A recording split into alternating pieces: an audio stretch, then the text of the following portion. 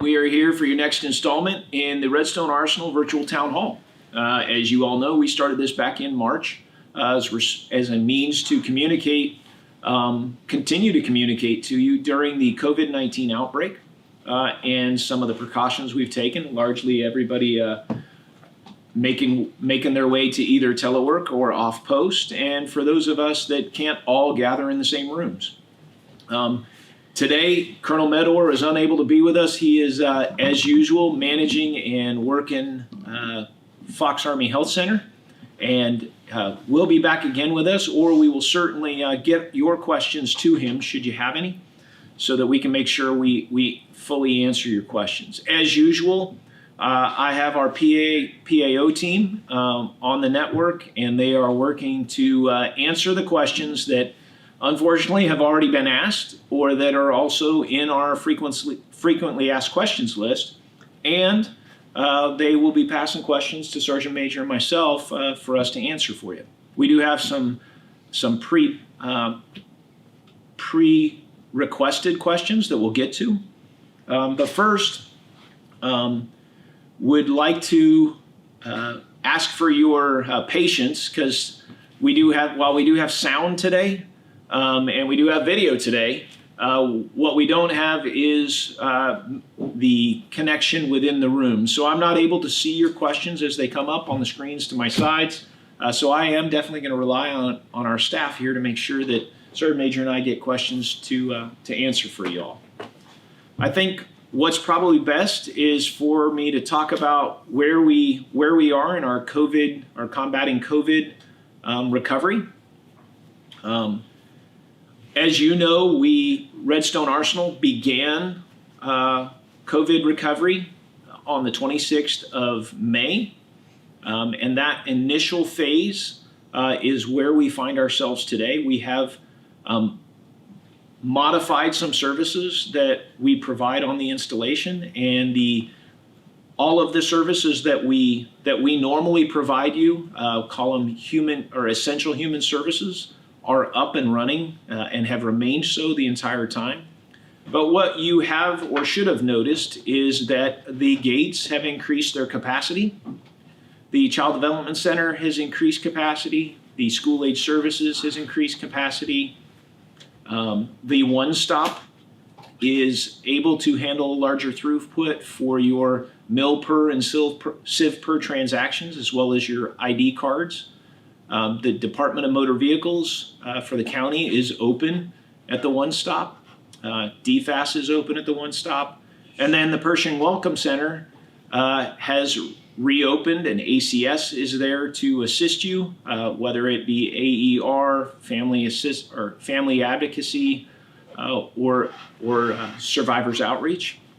Additionally, some of our MWR services have reopened to the public. Our membership services is open.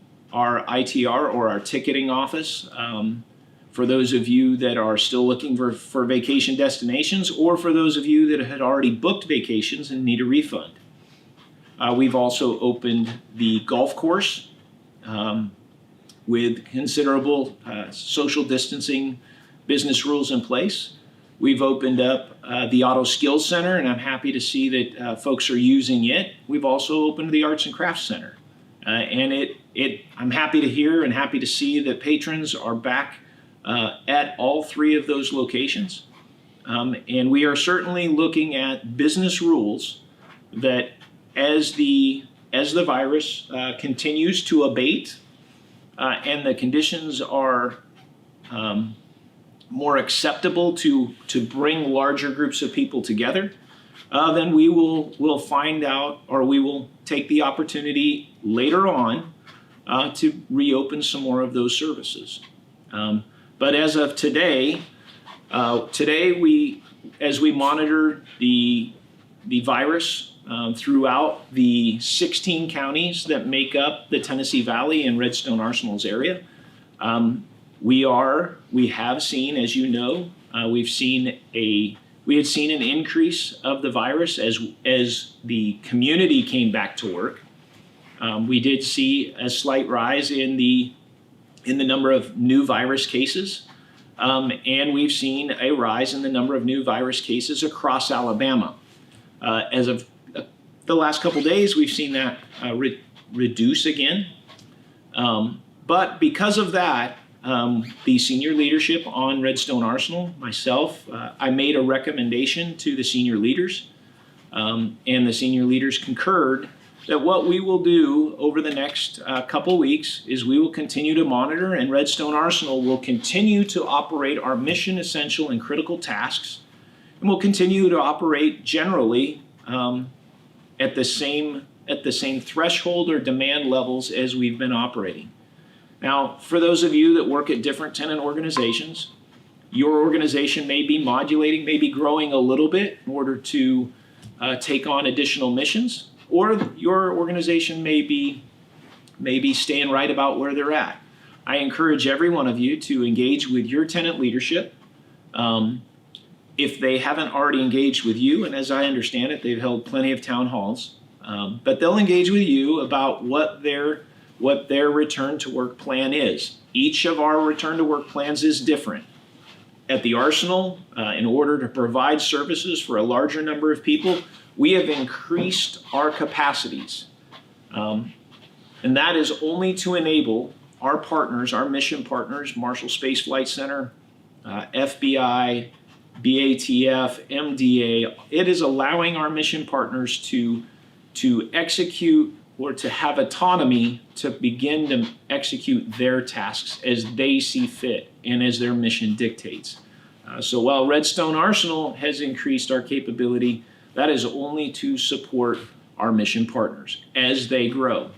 We do not want to be at the Arsenal. We don't want to create a situation where the Arsenal is not prepared to enable our tenants to grow.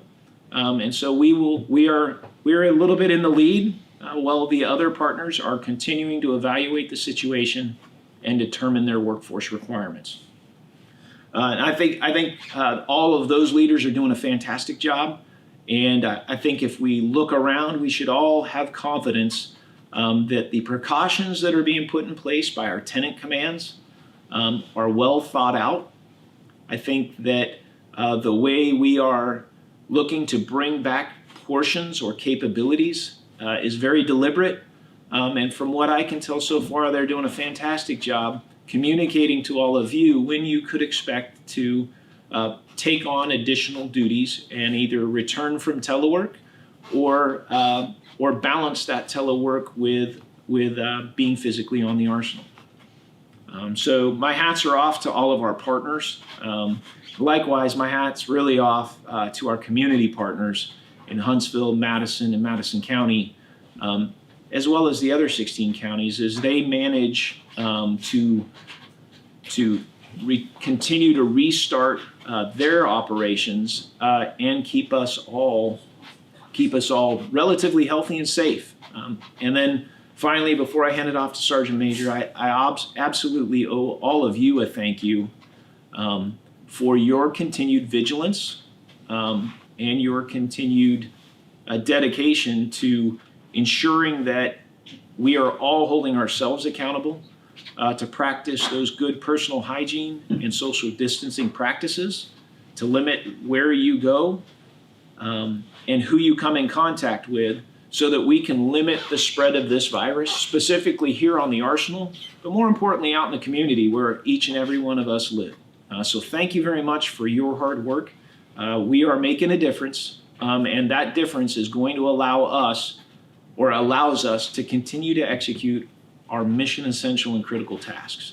So with that said, I'm going to pass it off to Sergeant Major, and then we'll get to answering questions. All right, sir, thank you. And again, good morning as we come to you guys on our virtual town hall to give you the latest information that we have to continue our operations here at the Arsenal. Again, I just want to echo, like the Colonel said, thank you guys for what you do as we take this slow and conditioned phased approach to slowly bring some of the workforce back. Again, it's not a rush. Like we've talked about before, we're right behind the counties, we're right behind the state to ensure that we are doing and understanding and making prudent and taking prudent measures to ensure the safety and security of our personnel. I can tell you some of the facilities that we opened up have seen some business, and that's good, and they are exercising what CDC guidelines have required of them so that we can maintain and keep the safety of our personnel. As we slowly come back together, the only thing I want to talk to you guys about, and I expressed it at an all-hands meeting that we had with our personnel, is we have different groups of personnel that are starting to reintegrate. We have people that have been on-site working through this. There's people that have been teleworking, and there's people that have been on admin leave that we are bringing back together. And I just ask that you be patient, be courteous to everybody as we come back. A lot of them have different views of COVID, different, like I've talked in the past, we're all in this storm together, but everybody's in a different boat and everybody has a different view on things. And let's be courteous as we return back. I can tell you that also we are always talking to the leadership in the garrison to ensure that planning is being methodical in how we bring people back, and assuring that we are making those leadership decisions to be safe with our garrison community and our community down in our area. Also, we don't discount the safety along with what's out there in COVID, but the safety of the installation is important too. And like the Colonel talked about, we will continue to think of the safety of the arsenal and the personnel that come to work every day. And that's why we implement random access control measures to ensure that we are good to go and we can provide that security that we need to provide. Again, thank you for what you guys do day in, day out to not only support the garrison, but the things that you guys do every day, support the nation and support the warfighter out there. We have never stopped, and the Army continues to march forward. And I want to say thank you for what you guys do. Okay. Sir? All right. Thank you, Sergeant Major. So I have a considerable number of questions this morning that we've probably answered further back in history as we've done these virtual town halls. But before I get to answering them, let me set the stage because they're really talking about some services and arguably I'm going to call them amenities that we've typically become accustomed to having provided, and provide you some of the ways that I'm forced to look at whether or not we're going to return those services and at what time. So first, I'd like to reflect on why we executed some of the restrictions or precautions that we took. So a large number, or the biggest concern with COVID is the gathering of large groups of people, because large group of people are like a stack of firewood. And that stack of firewood all by itself isn't dangerous, but when that stack of firewood comes in contact with fire, the larger that stack is, the quicker that fire can spread. So the same thing goes, the more people we bring together at one given time, and then we introduce one person to that group who is positive for COVID, we only increase the number of people who are likely to get it. So we put quite a few precautions in place, like limitation of, we do only takeout at all of our cafeterias and our food service areas. We have limited, the bowling alley. We had to close the bowling alley because we bring a lot of people together to do that. We have many of the options for us to privately or personally get together. We've eliminated those at the arsenal. And though I want them to return just as much as you do, we base that decision based on the prevalence of COVID within the community and the likelihood that as we bring those groups back together that we would have an outbreak. Consequently, though, we've also reduced the number, your tenant commands have reduced the number of workforce that we bring to work at any given time, specifically physically here. We've enacted telework policies. We've put administrative safety and weather leave in place. And all of that is to disperse our workforce and make it harder for the virus to jump from one to the other. In doing that, we are continuing to execute our mission, and we are continuing to provide for the safety and welfare, health and welfare of all of us. And then in order to provide golf, we've got to bring in a number of folks. It's not just the act of golf. Golf is a generally solitary sport. It can be done one-on-one. But in order to provide that capability, there's a large number of people, staff, support staff, that have to come in, and they've got to mix together in order to put that activity in place. And then, of course, there is the cost. Your organizations, your tenant leadership, as well as the Garrison here, is as we bring back businesses, or as we bring back opportunities, we're going to be able to do that at a cost. As you come back to your offices to go back to work, you're going to notice that we have changed our cleaning routines. We have changed the routing of traffic within buildings as far as walking traffic. We have put PPE in place in order to assure ourselves that we are equipping our workforce to remain protected, or to keep a barrier between you and another individual, or you and a possible virus. So there's an expense put in place that has to be shouldered by someone in order to improve or mitigate the chance for that virus to jump from an infected person to an uninfected person. Those are all the things that we've done in order to flatten the curve, which we've been very successful at doing, specifically here on the Arsenal, but most definitely within the Madison County and our northern Alabama area. We have curbed the capability of the virus to get to us. And until the virus gets considerably weaker, it doesn't make a whole lot of sense for us to reintroduce those opportunities. If we're going to socially distance in the workplace, then we most certainly should take those opportunities to socially distance in our private lives. And you all have been doing that, and I appreciate it. So those have impacts on some of the questions that I'm going to field here. So, the first question is, when will the gyms open? And it says, can I provide an estimate? Well, I'd love to provide an estimate, but I find that you all will try to hold me to it. If I give you a date, hey, Colonel Smith promised, and I like to uphold my promises.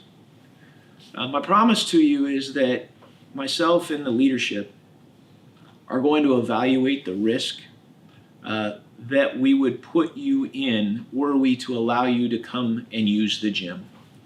Gym has a lot of touch points. A lot of sanitation is required in order to keep that gym clean, and even more is required to keep it virus-free. And so I can't give you a date on the gym. What I can tell you is that I believe the gyms will be returned back for all of our use when we see our response to the virus normalize. So as Redstone Arsenal returns to normal operations, I would tell you that I would expect to see the gym come back at that time. I wish I could give you a date, and I hope to have a date someday in the future to give you, but it'd be irresponsible for me to do that at this time. The next question is, when is the library going to open? Okay, I'm sure there are ways to keep people 6 feet apart, or have some sort of pickup service or online service to request books, movies, etc. While I don't disagree with you, I think there are ways to do that.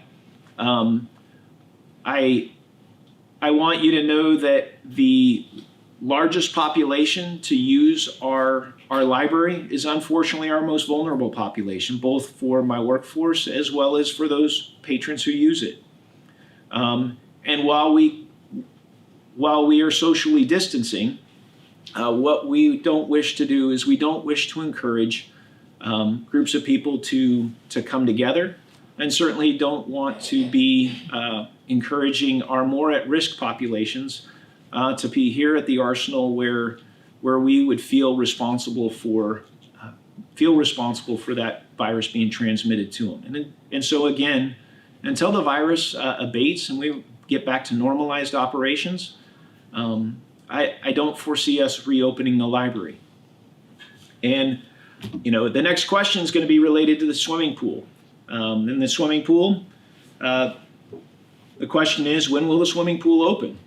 And I know that we're seeing the swimming pools open throughout our community. We'd like to have the swimming pool open at Redstone. Well, I'd like to see the swimming pools open at Redstone in the future. Once again, that is a gathering place and has many touch points. And I'm going to say, the cookie crunchers, the curtain climbers, and the tricycle motors are much harder to enforce a social distance rule with. And we realize that that's an opportunity for all of us to gather together, celebrate, and enjoy ourselves. And it's not, I certainly don't want to be the lifeguard that is no longer able to focus my attention in the pool to ensure your curtain climber stays above water, and instead be dividing my attention to whether or not people are socially distancing. So I want you to know there are a lot of complicating factors in it, and I want to open the pools too, but I want to do so in a time when we return to the same level of safety and security as we had in the past. And then I'll be honest with you. There's a question here: is if we could open the pools for residents of the Arsenal only. And I'll just be honest: is the Army pays for the pools to be open for all Army beneficiaries. We pay as we go, but the Army subsidizes those pools, and those are for the use of everyone, not just the residents of the Arsenal. Our rent at the communities on the Arsenal doesn't include a pool fee. That is paid for by all of those who frequent it. And frankly speaking, the pool will not pay for itself if we are unable to bring in the large number of patrons. So the additional cleaning, the additional supervisory staff, and everything else would never allow us to keep the pool afloat if we didn't rely upon all of the patrons to be able to use it. So I don't want to create a haves and have-nots community, and two, I want to ensure that the safety and security of those facilities are provided for all who are authorized to use them. And when we can do that, then we expect to see them back. So I would tell you, for all three of those questions, I know you want me to give you a date, and I unfortunately don't have one. I failed mind reading in the 3rd grade, and I am not a good predictor of the future. But I will tell you that as we normalize, those services will return. I would expect them in the final stage of our recovery. The next question I have is, does the RSA Fire Department yet know what happened in the house at 504 Hughes Road that occurred about 3 months ago, not 5 months? Will another house be built, and is there a general time frame? Now, I'll really tell you that, and there are a couple, can you please keep the no outlet area on Tripp Road clear of foliage and debris? And what about the 2 houses behind the housing area? When will they be renovated? So I'm going to classify this, and I'm going to say that all of those questions are private questions that are best asked of Hunt. As a residential provider of privatized housing, those are business decisions, and they affect the value of the project, and are best asked of them. Now, I have asked them the question for us, but I will make it clear that those are business decisions for a private business that runs our housing.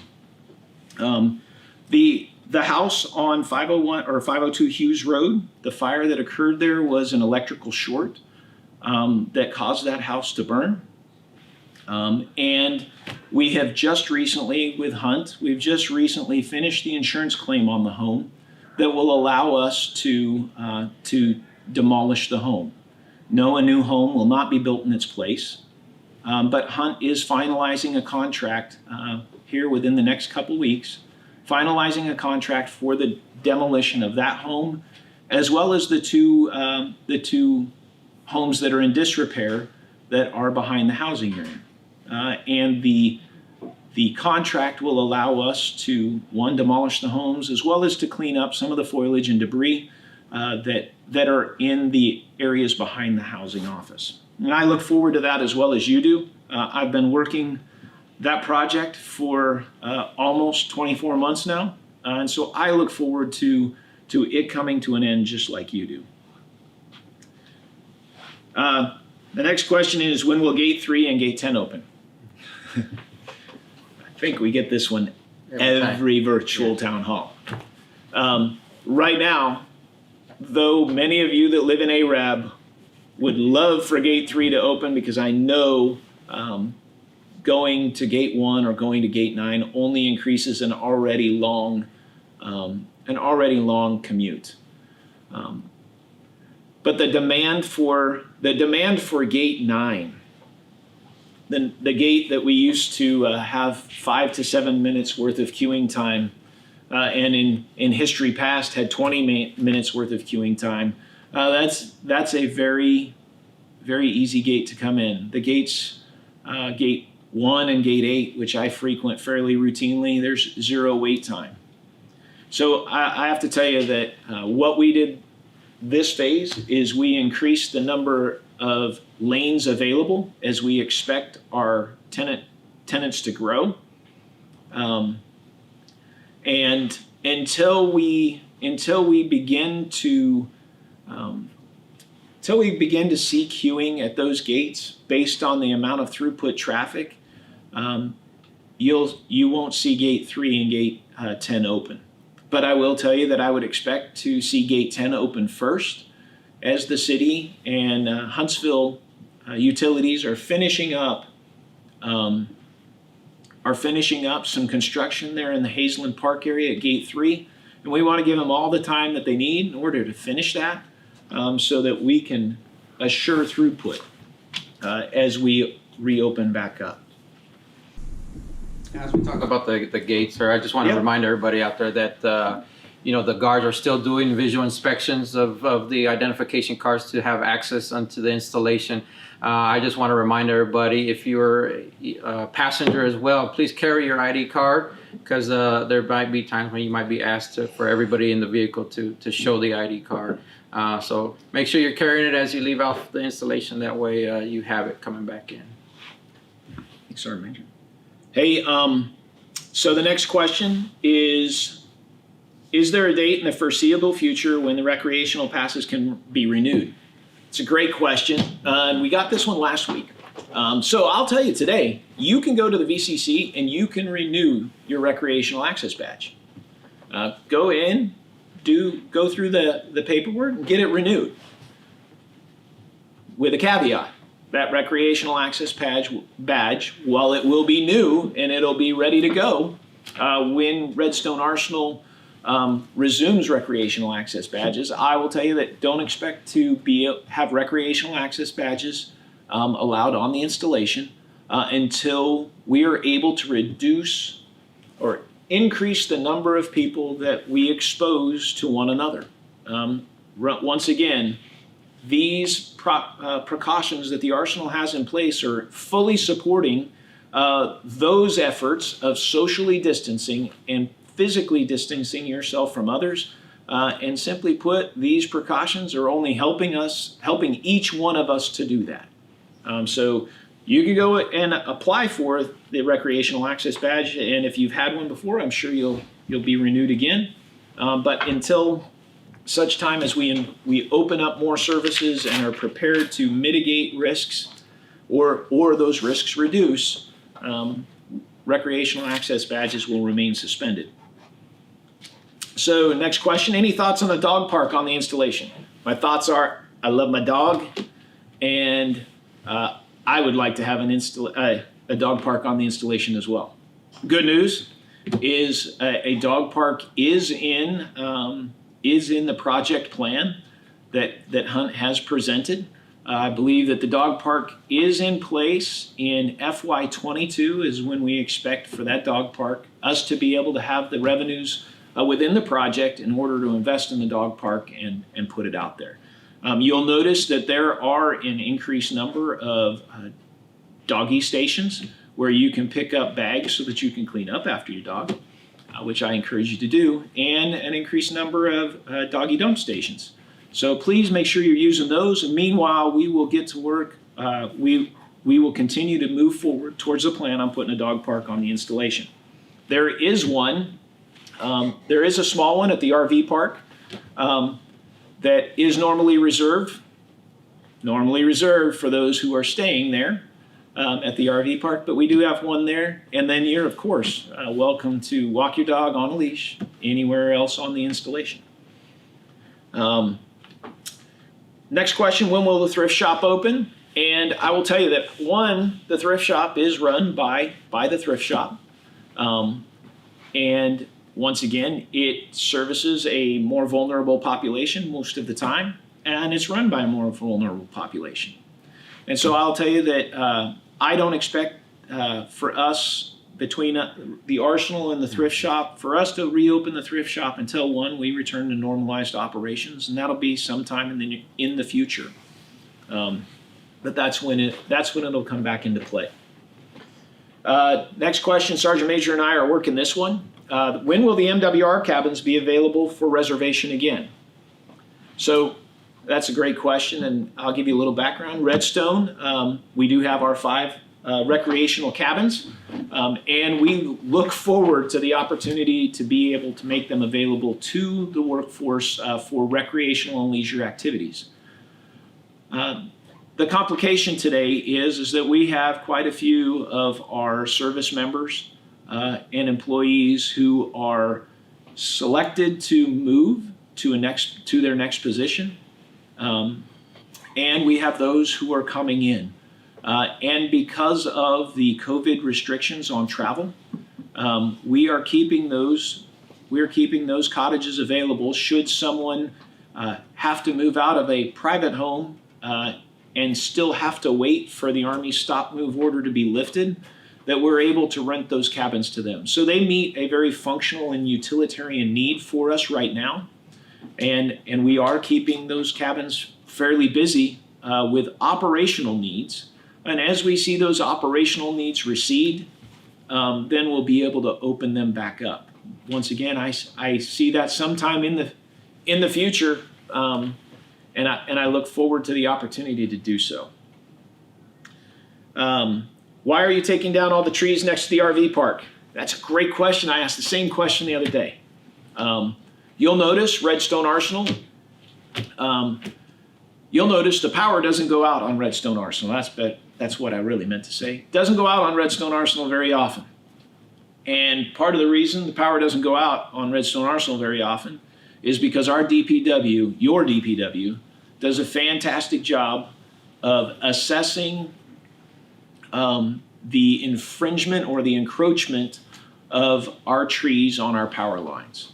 And while we don't want to cut down the forest, and that's not going to happen, what we are doing is getting out and thinning the trees and thinning the forest so that when our winds do kick up, and we all know they're coming, when they do kick up, the tree limbs and the trees that potentially would fall are not going to take out our power lines. You'll see that going on all throughout the installation, and it is just one of those continuing tasks that go on. One, in our own homes, in our own yards, as we prune and trim trees. The installation is doing so, and unfortunately, we have a lot more trees, so it's a lot more noticeable. But thanks for asking. I do have this one. Two questions, and they really are focused at the MPD and the one stop, and they revolve around clearing of individuals. So the one stop is back to near 100% capacity. We do have quite a few physical and social distance control measures in place, and we do have folks that are continuing to telework. And the question, is the installation MPD working to pre-clear active duty soldiers on much more of the clearing checklist? And the answer, unfortunately, is no. The databases that we do have access to that are enterprise-wide, we do have the ability to pre-clear you, but we have, for the most part, maximized those pre-clearing checklists.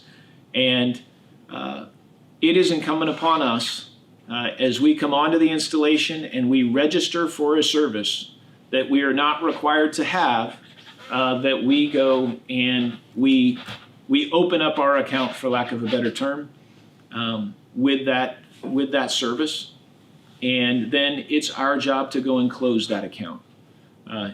We've benefited from the service, and I realize it just like all of you. I can't remember how many times I didn't ever go into a specific office other than the day that I got there and the day that I left. And I understand it's frustrating, but that is my way and the installation's way to make sure that we encourage everyone to be accountable and go close the accounts that they opened. And so while I share your frustration, because I have too done the in-processing and out-processing scavenger hunt, that is a part of our business, and I encourage you to understand that it's our way of making sure that we've closed our accounts before we moved on. Yes, sir. I would just like to say that, I visited the One Stop the other day, and the employees in there are just doing an outstanding job to keep the physical distancing and putting up precautionary measures, spreading out the chairs in the waiting areas so that people can physically distance, and appointments are being made. A lot of precautions are really being made at the One Stop to keep the safety of the employees and then keep the safety of the patrons coming in and out. And one of those precautions is that we are rotating some of those employees through telework. So one of the comments that I read here is individuals are having a difficult time getting the stamps that they need on their clearing papers because they believe the person's teleworking. They're calling the number and nobody's answering. And I share your frustration. Throughout the installation on a day-to-day basis, as we are calling around to work to get things done, whether it's within my own staff or as I coordinate with others, is I run into phones that continue to ring. And so I share your frustration, and I will go have a conversation with my HR department and the One Stop and make sure that we are improving our responsiveness, specifically to the phone lines that we need to man. I ask you, though, I request that you get on our website and ensure that the numbers that we share on our website at this point are the numbers that you're calling. I know that I've been around many installations in my life, and those phone directories aren't always the most reliable. Please rely upon our website. Get to our website, get the number, and then give that a call. And if you have any additional problems, please call the Garrison headquarters, and we will get you in touch with the number that you need in order to take care of the service you require.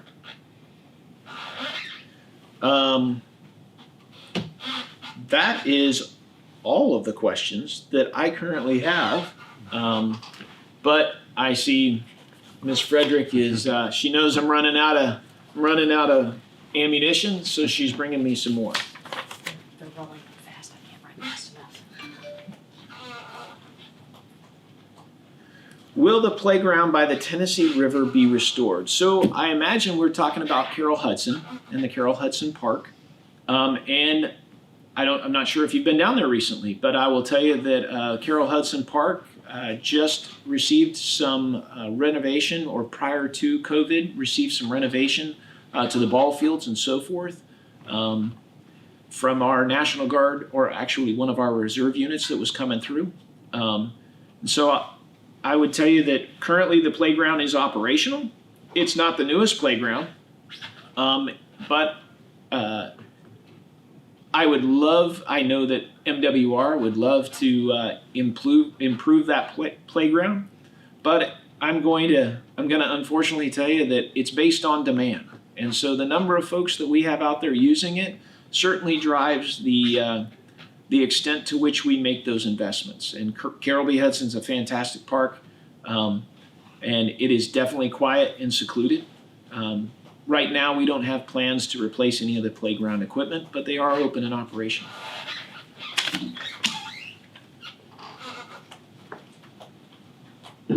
All right, updates on shortages in the commissary. I will tell you, Mr. Somerville and the DECA team are working hard at the commissary. I don't know if you've been in there lately, but Sergeant Major and I walk through that at least once a week. Sergeant Major and I both do our shopping there, just like you, and we walk through the commissary to inspect their physical distancing, social distancing, sanitization procedures to make sure it's well prepared for you. And the one thing that we have noticed is there has been a return to the shelves of your dry goods and baking goods. You'll notice that there's actually paper products on the shelves today. And the meat products, specifically the beef and pork products, have returned to normal. There are still limitations on cleaning materials, specifically disinfectants. There is still, unfortunately, it is not the overwhelming line of paper products. There are still limitations. Right. And there are limitations on the amount of meats, specifically poultry, but additionally for the beef and pork. There are limitations to what we can buy. And I encourage all of us to be happy that we've put those limitations on there because those limitations are allowing our stocks to return. You know, it seems like a snarky comment that I've had to say on before, but just because there's toilet paper on the shelves doesn't mean we need to buy it. If we have toilet paper at home, I encourage those of us that already have toilet paper at home to leave the toilet paper on the shelves so that someone who is in need of buying it has it. Now, I know I like to have backups as well. I just ask you all to be rational and limit what you're getting. It may mean that we have to make a few more trips to the store, but if we all buy what we need, it allows us to restock the shelves, bring the stockage levels back up to normal, in which time each one of us can reduce the number of times we go to the grocery store. But at this point in time, those stockage levels are returning. Our delivery and supply has become more reliable. And now it really comes down to our personal discipline to buy what we need so that those stocks will return. And I'm confident. I've watched them return, and I know that they'll continue to do so. Your help will help us put more stock on the shelf, and we'll return that to normal. Next question is outdoor rec renting boats. The last thing we want to do is rent you a boat that we don't feel comfortable we could tell you is absolutely COVID free. Once again, in order to ensure we do that, we have to employ people to do those cleanings, and frankly put them at risk to do that as well because they don't know where that boat's been either. So I will tell you that boat rental is one of those businesses that we're developing COVID business rules for. Boat rentals, RV rentals, bowling. We're developing the business rules that will allow us to operate or begin those businesses in the current environment. But at this point in time, we are still encouraging social distancing while you're at work and while you're at play. So at this point in time, we haven't opened it back up, but I would tell you that I would expect to see boat rentals within the next phase of our recovery. And once again, that phase is determined based on the safety and welfare of the workforce, our ability to have precautions in place that allow us to increase the amount of work that is done physically on the arsenal, and that also drives what businesses and amenities will be available. But I should tell you not to expect amenities and businesses to return until we are also able to increase the mission capability that we provide here, because both of those go hand in hand.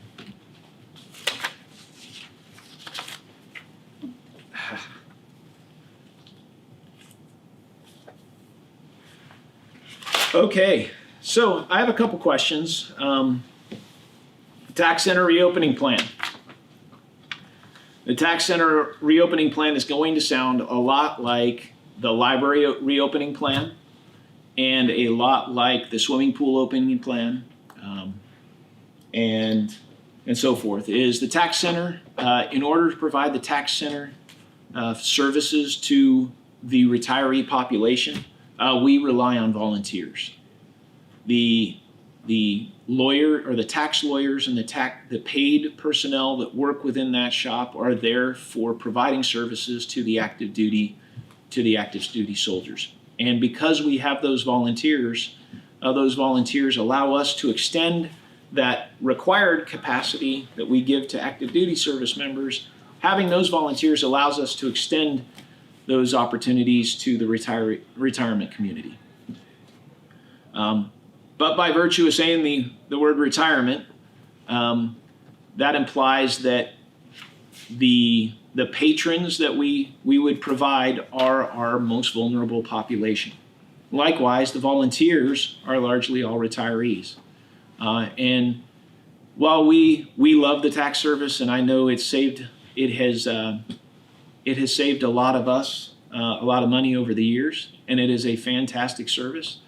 My concern with the tax service is that we will be encouraging our most vulnerable population to come together. And I can't ask the volunteers to come in and put themselves at risk to provide an additional amenity, nor do I want to encourage our vulnerable population to come in. So those of us that are active duty, the tax center is still open. Please contact the SJA, and we'll be able to take care of your taxes. For those of us that are able to use the tax service as a complimentary benefit, I do know that taxes are due. They've been extended out to July 15th. And I would encourage you to ask if you wish to use our service. At some point, we will open it back up.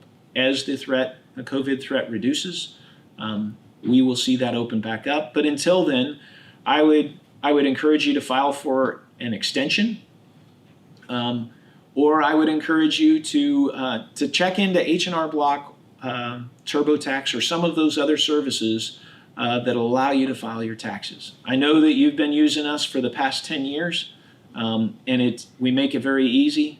We do a fantastic job, but I can't tell you when the reliable time for that will be. But I do remind us that is a service that we provide. It is not a required benefit, and so please take that under advisement. I would love to be able to provide that to you. I know that our tax service would as well. But if you need to get an extension filed, please do so. Take care of your taxes, and we will be open and available to you as soon as we can. I will tell you that I am working with the SJA to come up with business rules that, as we watch the conditions become more supportive of us opening our capability, the SJA and I are already working through the business rules to make that available to you as soon as possible. Yes, sir. And as you talk about opening certain amenities, we understand that even our patrons and the ones out there that run these are eager to get back at it too, as well as the ones that need that service. We are holistically looking and ensuring that we're having that good balance of bringing those things back and also taking care of you guys and the community that surrounds the arsenal. So please be patient with us as well as we go through the planning process of ensuring that we can bring something back, but at the same time keeping the safety of our individuals that are out there. All right. Hey, so good news is that I think we've run you out of questions. And that's always makes me feel good. More questions don't seem to be popping up. And I hope that Sergeant Major and I have done a good enough job of answering them. I know that my team here at the Garrison, at the PAO, as well as all of our directorates, work to answer your questions that you send in to us or that are posted and I didn't unfortunately get to. And they will continue to do so. Once again, I thank you for the time that you give us here today so that we can engage with you. I know these are uncertain times, and I know that people are anxious. I know that this information provides you predictability and reduces that anxiety. So thank you for giving us the opportunity to answer the questions. And thank you for giving us the opportunity to serve you. Redstone Arsenal has continued its mission throughout the entire COVID-19 outbreak and crisis. It has been able to do that because of our fantastic workforce and the community that support us, that have continued to allow us to execute our mission tasks and those critical tasks we do for our nation. Thank you, Sergeant Major. Thank you, sir. As we close out, I just want to echo the colonel and say thank you for everything you've done out there. Thank you for tuning in to getting the latest information and also helping us answer questions out there. We weren't really able to see what you guys were posting, but I know we got questions that were coming in, but we adapted and we'll overcome. In saying that, we are adapting and overcoming to continue to combat COVID-19. And I just say that together we will get through this, and the way we continue to combat COVID-19 is in the palm of your washed hands. Thank you. Have a great day.